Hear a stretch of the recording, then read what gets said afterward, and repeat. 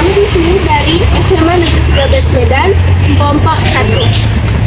Judul yang kami bawa yaitu Persatuan dan Kesatuan pada Masa Orde Baru, dan beranggotakan dengan Debbie Lamboima, saya sendiri Flora Sania, saya Tasya Amelia, saya Najwa Asif, saya Narita Fasya, saya Putri Syakira, saya Sarah Amalia. Oke, kakak-kakak di sini dari Fakultas Hukum Sebuah, Pak.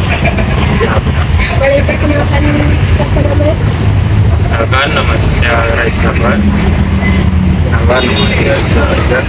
Kenalkan, nama saya Putri Takutan. Kenalkan, nama saya Abdul Fikarsan. Kenalkan, nama saya Putri. Di sini udah semester berapa nih, Pak? Masuk semester 6 semua. Oke, tapi kami ingin meminta waktu Bapak sebentar nih mengenai topik persatuan dan kesatuan pada masa Orde Baru. Bolehkah kami bertanya sebentar? Jadi menurut kakak tuh apa sih apa yang menandai berakhirnya Orde Lama?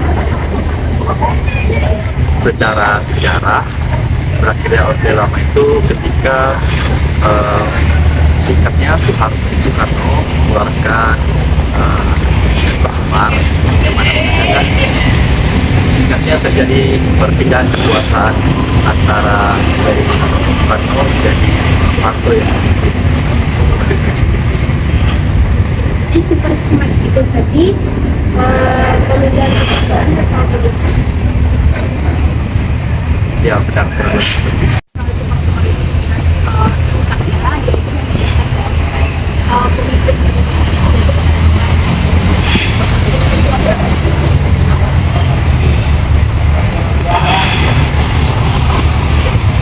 Baik Kak, saya mau bertanya nih, biar cara jawab gitu.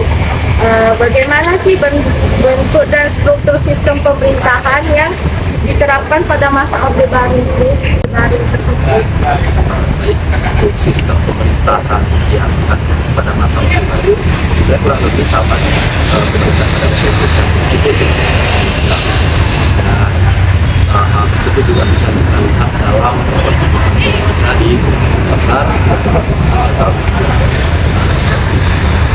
secara sosiologisnya sistem pemerintahan dari masa Orde Baru sering terkesan dengan berwajah korupsi dengan merajalela, sistem pemerintahan yang terlalu kuat, kurang lebih seperti itu.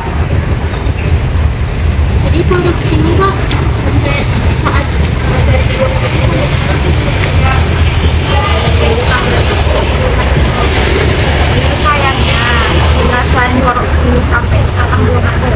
Terkait penyelesaian sendiri mungkin bisa kita lihat ketika Megawati Soekarno Putri mendirikan institusi KPK sendiri. Tetapi kita balik lagi, korupsi ini kan sistemik gitu.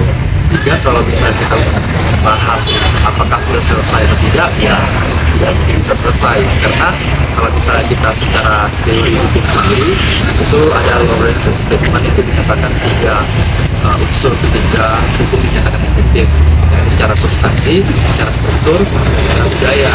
Jadi secara substansi mumpuni dan juga secara struktur. Tetapi ketika kita melihat budayanya masih tinggi, ketika kita melihat indeks korupsi masih tinggi, disitulah titik permasalahan terkait budaya pemerintah Indonesia, masyarakat Indonesia yang belum mengatasi korupsi secara Baik Kak, terima kasih. Baik Kak, saya mau bertanya, apa saja perubahan politik dan ekonomi yang terjadi selama masa Orde Baru? perubahan berarti transisi antara Orde Lama ke Orde Baru. Sepengetahuan aku dalam hal ekonomi juga, mana Presiden Soekarno itu membuat suatu program Replika dari Replika 1 sampai Replika 6 kalau nggak salah, di mana program tersebut mengedepankan sumber pangan, padi, sehingga sumber pangan yang ada di Indonesia itu diekspor ke luar negeri sehingga bisa mendapatkan negara, di mana dalam pengeksporan tersebut juga mempunyai progres yang cukup signifikan, dan juga Indonesia juga sempat dijuluki sebagai harimau Asia. Kalau dalam hal politik itu sendiri, mungkin seperti kita tahu juga kami mahasiswa hukum, ya jadi juga bahwasanya di Orde Lama itu banyak sekali partai yang mungkin yang 4 besar masuk ke parlemen, mungkin kayak PSI, NU, Murba, sama PKI. Itu masih 4, belum lagi yang banyak. Tapi 3 masuk ke pemerintahan Orde Baru itu disempitkan kembali menjadi 3 partai. Ada partai PNI, di mana di partai PNI itu gabungan antara partai nasionalisme, partai yang beraliran agama Kristen. Yang kedua, partai P3, di mana partai P3 itu juga gabungan dari partai-partai yang ada di Orde Lama yang beraliran agama Muslim, agama Islam. Dan yang ketiga, partai Golkar, di mana partai Golkar ini partai yang dibentuk langsung oleh pemerintahan Orde Baru saat itu, Soeharto. Ini itu aja sih. Masih yang ada dengan pendapatnya. Ini masuk ke pertanyaan ketiga. Oke, bagaimana pendapat kakak tentang peran Presiden Soeharto dalam sistem pemerintahan pada masa tersebut?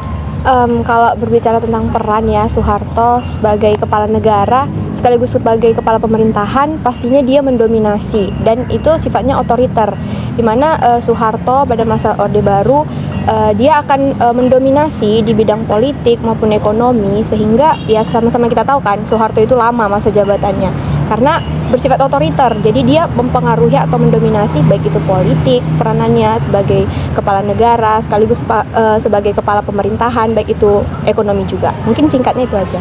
Oke, terima kasih kak. 4. Udah keempat weh.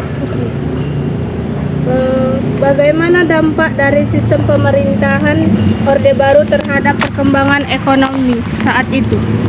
Mungkin waktu pada masa itu pertumbuhan ekonomis menjadi semakin pesat. Meskipun banyak praktik korupsi yang merajalela pada saat itu, sektor perekonomian berhasil berkembang dan mencapai kemajuan yang signifikan. Namun ketimpangan sosial atau ekonomi juga semakin meningkat dengan adanya besar kekayaan dan kekuasaan yang terkonsentrasi pada kelompok elit tertentu yang berkuasa pada masa rezim Orde Baru. Itu sih. Saya ingin nanya nih kak, menurut kakak apa tantangan yang dihadapi dalam menjalankan sistem pemerintah dalam masa Orde Baru?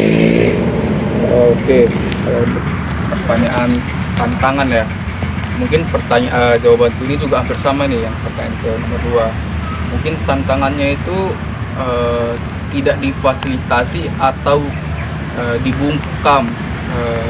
dibungkamnya hak masyarakat Indonesia untuk berpolitik. Ya balik lagi ke jawaban saya yang pertanyaan nomor 2 tadi, di mana sistem partai politik itu disempitkan sehingga mereka yang merasa mempunyai kesamaan dalam hal tertentu juga tersisihkan. Tapi di satu sisi lain, dengan adanya pemerintahan yang otoriter dengan tujuan stabilitas politik juga, menurut aku pribadi ada sisi positifnya, karena pada dasarnya negara yang mempunyai politik yang stabil itu juga akan diikuti dengan kestabilan ekonomi. Mungkin itu aja singkatnya. Kembali.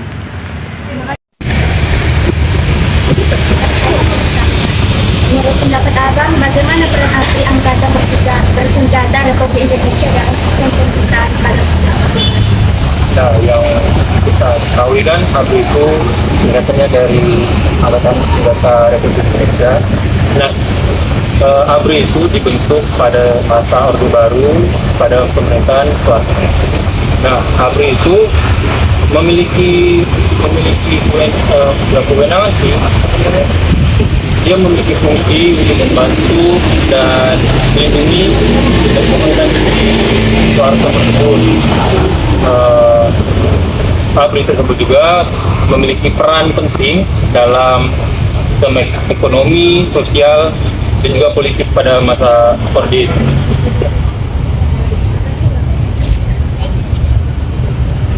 bagaimana sistem pemerintahan Baik Kak, saya bertanya bagaimana sistem pemerintahan Orde Baru berusaha menciptakan stabilitas politik dan keamanan nasional. Jadi masa pemerintahan Orde Baru itu kan jadi masa pemerintahan itu dirangkul menjadi jenderal. Baik Kak, saya bertanya bagaimana sistem pemerintahan Orde Baru berusaha menciptakan stabilitas politik dan keamanan nasional. Ya, jadi pada masa pemerintahan Orde Baru di situ Soeharto naik menjadi presiden menggantikan Soekarno. Di situ pula Jenderal TNI Wiranto itu naik sebagai Menteri Pertahanan RI di tahun 1998. Jadi sebenarnya politik itu mempengaruhi keamanan daripada suatu negara, pertahanan dan keamanan. Jadi di situ seperti yang udah dijelaskan oleh teman-teman tadi, teman-teman mahasiswa, kalau misalnya politiknya itu di situ banyak partai tapi dikerucutkan menjadi 3. Itu sebenarnya untuk stabilitas, di mana untuk mencegah adanya partai oposisi masuk ke dalam pemerintahan. Nah, kenapa dicegah partai oposisi? Karena agar tidak adanya kericuhan mendatang gitu di saat masa pemerintahan Presiden Soeharto ini. Jadi kestabilan politik membawa kestabilan pertahanan dan juga keamanan. Jadi untuk itu dilakukan pengerucutan partai. Terima kasih. Baik, tadi ada perbicaraan antara siswa SMA 19 dengan mahasiswa Fakultas Hukum Universitas Surakarta. Baik, kami akhiri. Selamat sore.